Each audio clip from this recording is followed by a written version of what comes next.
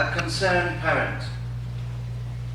A father was talking to me, he called me, and I'm going to rephrase the conversation to serve the purpose of the khutbah of today, inshallah. The brother is calling me and asking me, you know, brother, my son is getting older now, I think he's ready to get married. Could you please help me out finding him a good wife? I said, okay, well, tell me a little bit about your son. Oh, he is very good, alhamdulillah, he's a good kid. He have a good job, he is tall, he go to the gym every day. I know it sounds maybe a little bit joke, but it's real. He go to the gym, alhamdulillah, and everything, and you know, he is good looking. I said, okay, well, you're talking about boy here, right? Not the girl. He said, like, it's a boy. Then I asked him, like, does he pray? He said, yeah, he go and he pray Salat al-Eid, every time, alhamdulillah. He never missed the Salat al-Eid, twice a year. So wow, very, very interesting. What about the other salahs? Like, you know, Allah yahdi, may Allah give him hidayah. So okay, well, you know, does he smoke? Well, he smokes when he's stressed out. I said, you know what are you talking about? I'm talking about normal cigarettes, not the drugs. Oh, no, normal cigarette, he doesn't smoke normal cigarettes. So what do you mean when he's stressed out? So he basically meant that he smoked, you know, marijuana only when he's stressed out. Now, you know, I started, you know, trying to make the conversation going on in a very positive way, but really I couldn't find any positive corner in there. So I asked him, like, okay, well, does he have any, you know, since he's doing this kind of smoke, does he have any criminal records? He said, no, he's a good kid. He just, you know, have maybe a couple of them. So what kind of records? He's like, you know, it's not a big deal. It's just a sexual assault. And I'm saying, like, what do you mean? Like, it's not his fault. The girl threw herself in him, and you know, they were always together. I don't know what's wrong with her. She reported him that he sexually assaulted her. Who is this girl? His wife? No, his girlfriend. Now I'm going through these things, and I'm very glad that this father is talking very honestly and very openly. And I said to him, okay, what he's looking for? Is he looking for a wife? Like, he said, no, he doesn't, but I want him to get married because, you know, I think he's ready. I said, you think he's ready? Now, the conversation went through, and basically the father wants, you know, the perfect wife for his son, because his son is perfect. So he wants a wife that, you know, pray 5 times a day, you know, she is well educated, you know, from a very respectful family, and then let's go on and on and on. Of course, I said, inshallah, I will see what I can do in my head, and we ended this conversation.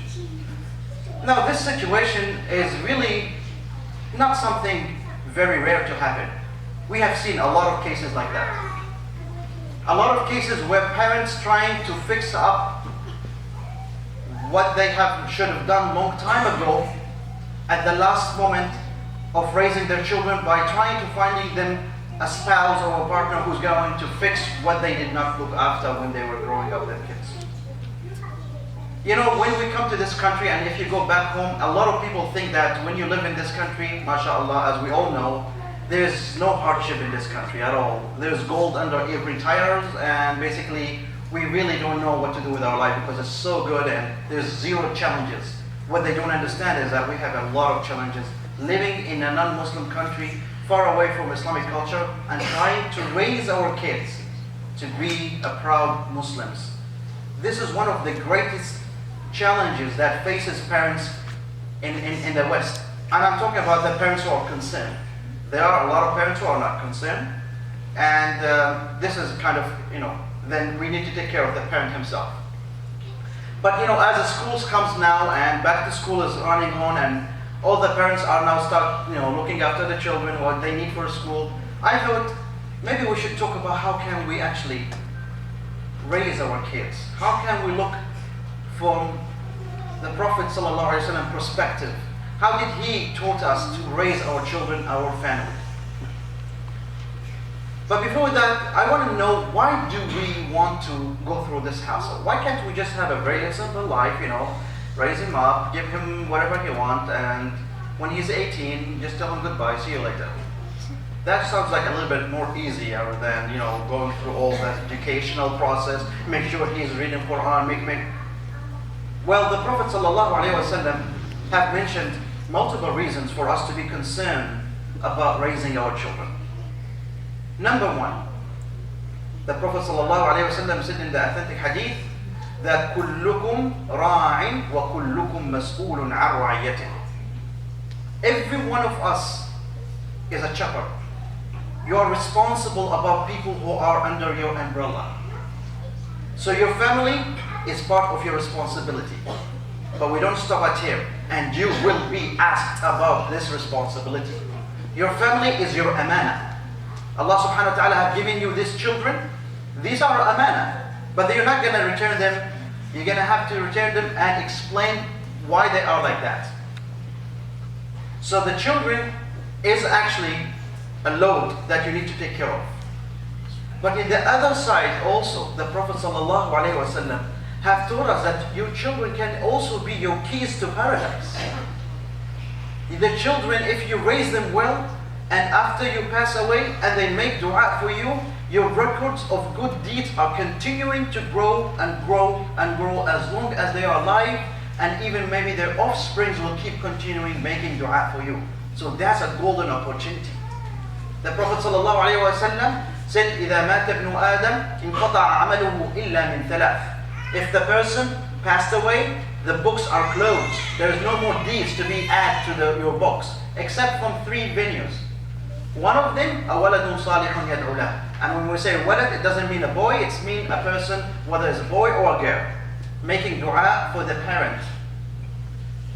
I want to ask the older one here, do you make dua for your parents when you pray? How often do you do dua? Ask yourself this question, because this is important. It's one phase of Br.Fahd Mellal. Let's get back to the point. In another hadith, the Prophet ﷺ said about the grown-up child who grow up to become hafiz, who memorize the Quran. He comes in the day of judgment and he have a crown, and he put crowns on top of his parents' heads. And they will be so proud of him walking through the groups of people. So the children can bring glory and bring paradise to you. So they are a very great investment. Now the good part that I want to say is very important, that Allah subhanahu wa ta'ala will not ask you for results. The hidayah, it's in Allah's hand. إِنَّكَ لَا تَهْدِي مَنْ أَحْبَبْتَ. Allah subhanahu wa ta'ala said in the Quran, إِنَّكَ لَا تَهْدِي مَنْ أَحْبَبْتَ وَلَكِنَّ اللَّهَ يَهْدِي مَنْ يَشَاءُ. You cannot give guidance to those who you love. Yet Allah subhanahu wa ta'ala have the guidance. And we all know that even a prophet as great as Prophet Nuh was not able to give hidayah for his own child. A greater prophet like Prophet Ibrahim, he was not able to give hidayah for his father. A great prophet like Lut, he could not give hidayah for his wife. But what does that mean? This means that you are in this dunya like a farmer. You have the land. You dig in the land. You put the seeds, the right seeds. You put the right fertilizer. You do everything you should do, and then you wait. And Allahu A'lam, maybe Allah will send the rain and comes and have a very good crops. Or you might have a drought. Or you might have even a storm comes and take everything out. But you have done what you have to do. And in the eyes of Allah subhanahu wa ta'ala, that's what you will be asked in the day of judgment. What have you done toward your responsibilities? How much time did you spend trying, at least thinking of how can I raise my children to be among as-salihin, to be among those who will be surrounding the Prophet sallallahu alaihi wasallam in the day when everyone is running everywhere. Those around the Prophet sallallahu alaihi wasallam, they will be around the hawd of Rasulullah. How can me and my children be there? Allah subhanahu wa ta'ala said, يا أيها الذين آمنوا قوا أنفسكم وأهليكم نارا وقودها الناس والحجارة. Allah subhanahu wa ta'ala said this ayah, you should protect yourself and your family from the hellfires. So there are a clear message here. Ya ayyuhalladhina amanu qu. It's an order. It's not an optional. It's not like when I have time. It's as much you love your children in this dunya, would you love to see them in hellfire? Who would love that? Nobody would love that. Your kid is hurting a little bit and you run into every single doctor's around. And if you see a tiny bit of blood, you will freak out. Even the mothers will be more scared. Why cannot you imagine this beloved child being thrown in the hellfire and that does not freak you out? Why we are taking a very low standards in our iman with our children, that if he prays Salat al-Eid, that's enough. That's satisfactory. We need to reset our system. Every time your compass goes left and right, and that's natural. That's how Allah subhanahu wa ta'ala created us. We fluctuate. We go up and down. Sometimes we are very interested, very enthusiastic about our deen, and sometimes we're slow. We go down. We get tired. But the point is, you need to have a self-adjustment system. And that's whenever you feel low, you're going to have to wake up and say, it's time to grow up. So raising children in general, parenting, it's not a very easy job. It's not. Everyone knows that. And if we want to define parenting as the scientists defining parenting, they said parenting is a process of caretaking and educating through which your child will be transformed from independent child into dependent adult. So it's not a one-time step. It's not a vending machine. It's a long process that will start with two important elements: caring and educating. Caring and educating. It's not one only. It's not only educating, it's also caring. And it's not only caring, it's also educating. This process will secure the definition of parenting. Now, our definition of parenting in Islam is to take them as Allah subhanahu wa ta'ala have created them pure with the sense of presence of Allah subhanahu wa ta'ala in their life, and to continue delivering them to the stage where they are adult, and make sure that you have done your duty so they are in the right path. We will direct them to the right path. We cannot carry them and throw them there, but we have to direct them at least. That process, inshallah, we'll try to cover it over the couple of khutbahs. It's not going to be finished in one khutbah, but it's going to have to start somewhere. And today, inshallah, we're going to talk a little bit about where parenting starts. What is the first step to raise your kids according to the Quran and the Sunnah of Rasulullah sallallahu alaihi wasallam? The first step is starting from the point of selecting your spouse, selecting your partner. That is the first part, because the kids that you're going to have, they are 50% of you and 50% of your spouse. So selecting your spouse will be, you're going to have to keep in your mind that that partner of yours is not just he's going to be your life partner, but he's going to be the parent of your children. You're going to have to look beyond just what's going to happen in the first year of the honeymoon. Because a lot of young people these days, only they look at the short outcome of the relationship. They don't look at the long term. And they are so happy in the first year. The second year they are so bored. And the third year they come to the imam, can you do talaq? So usually take 3 years to see him again. It's unfortunate, but the rate of divorce is crazy right in house. It's going really beyond what you can imagine. And the reason why, because our selection process is just not working. It's built purely on emotions, not built on logic and emotion together. Now, how can we select our partner? How can I select the parent of my child when the Prophet ﷺ have given it to you? Rasulullah ﷺ have not left any part of your life without discussing it. And his sunnah will be alive until the day of judgment. So it's up to you to take the manual and follow the standards. Or you want to follow other manuals, that's up to you. But don't come and cry after. Because everyone is responsible about his deeds. وَلَا تَزِرُ وَازِرَةٌ وِزْرَ أُخْرَى. They always say you are free to make choices in your life, but you are not free from the consequences of your choices. So the Prophet ﷺ said في hadith about a person who wants to select a wife. He said, تنكح المرأة لأربع لمالها وجمالها ولنسبها ولدينها فاظفر بذات الدين تربت يداك. The Prophet ﷺ, طب القلوب, he's the doctor of the hearts. He reached to the heart before the brain. He opened the hearts before the minds. He said, our human nature says that when we look for a wife, we look for the one who maybe have money, or maybe she has beauty, or maybe she is from a fancy family, or maybe because of her deen, how much she is committed to this deen, how much she had love for Allah subhanahu wa ta'ala, how much she had love for Rasulullah sallallahu alayhi wa sallam.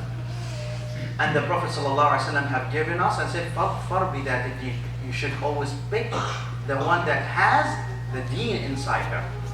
She have the concern about the real deal in this dunya. The deen is the real deal. The deen is the real deal. Other than that, everything will go away. So this is standard. I'm not saying that only pick that deen. I mean, if you can have 4 of them in one, that's a great deal. Okay? And I mean in one, not in 4 wives. So let's be very clear. Just for your own safety, brothers. It's haram, it's halal, but for your own safety. So this is a part that we are overlooking when we look out for a wife for our children. Or even when we look for a husband for our daughter. The Prophet ﷺ also told the men, it's not just for the women, also for the men, إِذَا جَاءَكُمْ مَنْ تَرْضَوْنَ دِينَهُ وَخُلُقَهُ فَزَوِّجُوهُ إِلَّا تَفْعَلُوا يَكُنْ فَسَادٌ فِي الْأَرْضِ. The Prophet ﷺ said, if a man came to you asking for your daughter's hand, and he had 2 elements, خُلُقَهُ وَدِينَهُ. Khuluq, manners. Deen, his iman, his religion. He's committing to his deen. It's not only the khuluq. I know a lot of families now, they only look, oh mashallah, he's a great guy. He have a great smile. His personality is perfect. Okay, does he pray? He have a good akhlaq. Well, does he fast? You know, he actually really have intention of doing the fast. Did he fast? No, he doesn't. But the intention count, you know. So we take so easy on the deen part of it, and we focus about, you know, the dunya part of it. The Prophet ﷺ was very clear saying, Deenahu wa khuluqah. Also not just deen alone, because unfortunately we see a lot of people who have the deen, and they pray and they practice, but when it comes to the akhlaq, subhanallah, it's like the akhlaq on vacation. Like, we'll see you back when I come back home, you know. And this is very unfortunate. But I'm not saying take this or that. You're going to have both of them if you can balance them. And if you have the person comes to you and he have these 2 elements and you refuse to give him your daughter because of the other elements, then don't blame anyone except yourself when your daughter calling you at 2 o'clock in the morning and complaining about her husband either beating her or throwing her outside in the street. Don't come to the imam and say, I don't know what went wrong. Really? Really? You don't really know what went wrong? So a lot of the time, these are the measures that we should take in consideration when we are selecting a partner who's going to build this family. Building a family, raising a children, it comes from the seeds, and the seeds is you and your wife, or you and your partner, your spouse. There are 2, not 1. One hand cannot clap. You cannot say, and I have seen this before many times. I'm going to repeat this. You find a person, the boy is not very good, he is having all his turn and his games, and then the only way we can fix his situation, find him a good wife. It doesn't work that way. Or a wife that girl that she is running everywhere, wild, like a horse in the prairie, and then, okay, the only way we can have her, have settled down, find her a good husband. Let's go back home and find one from I don't know from where. And unfortunately, this is how they think that it's gonna work. It's not gonna work that way. Let's be realistic, right? If you are driving a car that is a very fancy car, you're gonna have to take care of it and pay money for it, right? You cannot put a normal gas in a Mercedes-Benz. They said you have to put premium, otherwise the engine will go really wrong. So you cannot have a wife that she is a Ferrari and then comparing it to a car that is nothing and then say, oh, it's gonna work. There is nothing gonna go like this. Seriously, brothers, you need to reconsider this a lot of the time. You have to be fair for the girl or fair for the guy. If the guy is good, he doesn't deserve to live with someone who, absolutely have nothing to compare with. So this is a very important point that we want to start establishing the family, raising the kids. We'll start from that point, inshallah. أقول قولي هذا وأستغفر الله العظيم لي ولكم فاستغفروه إنه هو الغفور الرحيم. محمد وعلى آله وصحبه أجمعين ومن سار على هديهم بإحسان إلى يوم الدين. Dear brothers and sisters, I'm going to mention the second point is really quickly. Having a children is not a moment of excitement. Having a children is a life commitment. So when you ask a woman or a sister or a brother, why do you want to have kids? And the answer is like, because they are so cute. This is kind of, I know they are cute, but they're not going to be cute all their life. They're going to grow. So you have to ask yourself and your partner, are you ready for having children? Okay? It's not about, a rizq from Allah subhanahu wa ta'ala. I'm not talking about money-wise. I'm talking about mental status. Being prepared to be a role model for your children. Are you ready to be able to sit with your kids and teach them Quran and teach them the manners of Islam? Are you actually even know psychologically how to deal with a child? There's a lot of courses and training can help you to get over these kind of things. A lot of people don't take these trainings. They just come up with the news, guess what, honey, I'm pregnant. And then they start, celebrating. But you need to have a preparation before this newcomer coming to your life. This is a very important thing, inshallah. We're going to talk about it later, inshallah, in next khutbah. اللهم إني داع فأمنوا اللهم اهدنا فيمن هديت وعافنا فيمن عافيت وتولنا فيمن توليت وبارك اللهم لنا فيما أعطيت وقنا واصرف عنا شر ما قضيت إنك تقضي بالحق ولا يقضى عليك ولا يعز من عاديت ولا يذل من وليت تباركت ربنا وتعاليت ولك الحمد على ما أعطيت نستغفرك ونتوب